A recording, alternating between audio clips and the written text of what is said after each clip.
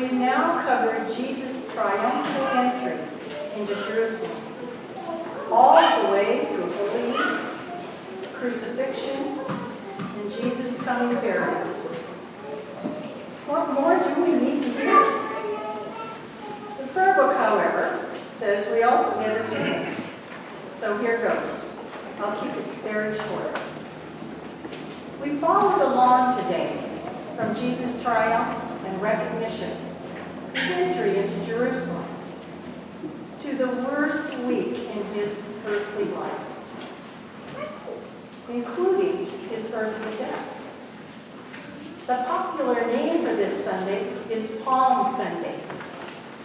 But we don't stop there, do we? We continue through the whole week. The church's other name for this Sunday is Passion Sunday. Passion not meaning intense feeling or longing, but suffering. It comes from the Latin word passio, which means suffering. And we heard plenty of that today, didn't we? We're invited with these readings to take a wide-angle view of Jesus' life through the lens of his last week. From triumph and affirmation to betrayal, trial, rejection, and death. Today is the Reader's Digest abridged edition of Jesus' earthly life and death. How many of you remember those abridged editions, Reader's Digest? The descriptions from our gospel readings are amplified examples of the disparities which show up in our own lives.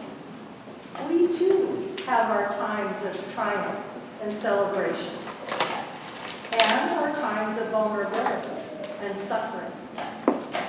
Hopefully not the extremes which Jesus experienced. Our procession in readings on Palm Sunday, as we follow Jesus' journey through his final days on earth, is an invitation to walk with him on his path.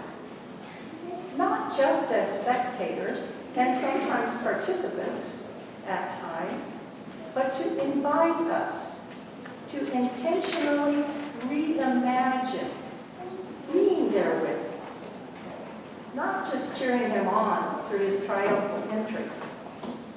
Let's also support him and hold him in prayer during the times of his vulnerability, suffering, and death.